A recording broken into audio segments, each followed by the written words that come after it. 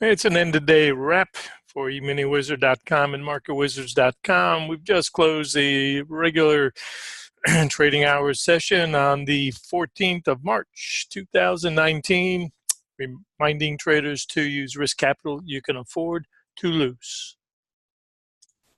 We like the way this bounce respected our highs at that 22 to 21 area.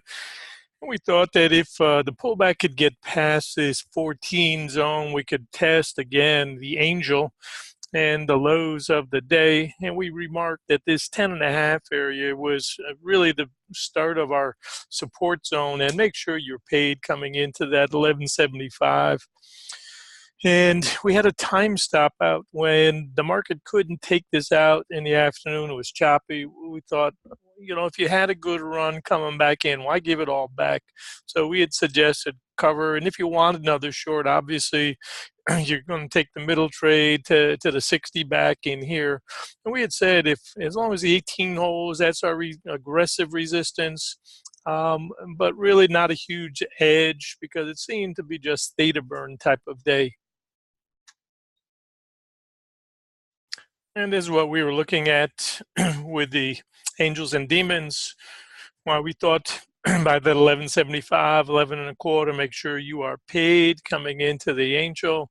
And of course, we had that 18 area as our resistance zone. I note there's some traders with a lot more followers than I have that teach this stuff and teach for some large organizations, and a lot of people tend to follow them, and especially the newbies.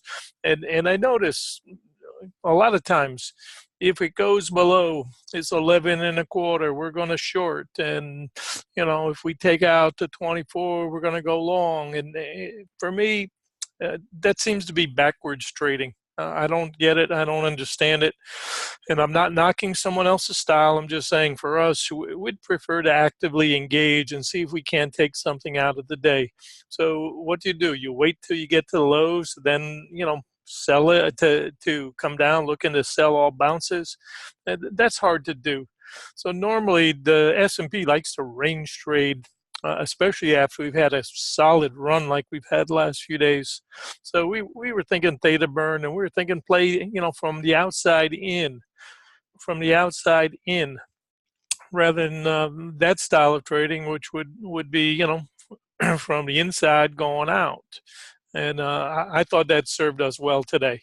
It's not going to work every day, obviously, but a day like today when you're expecting some chop and basically some sideways maneuvering for Theta Burn, probably better off if you're going to play by looking for the trades coming back towards the middle as opposed to breaking out and staying on the breakout.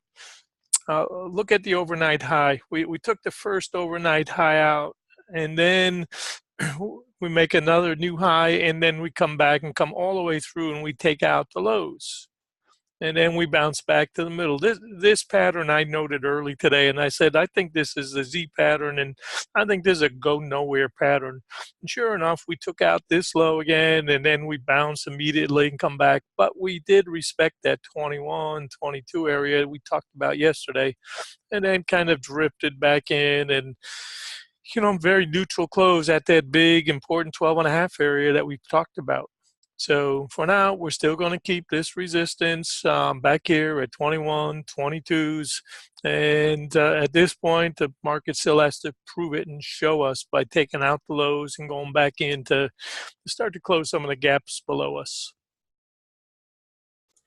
And there's the RTH profile. And you can just see how tough today was in terms of an inside day.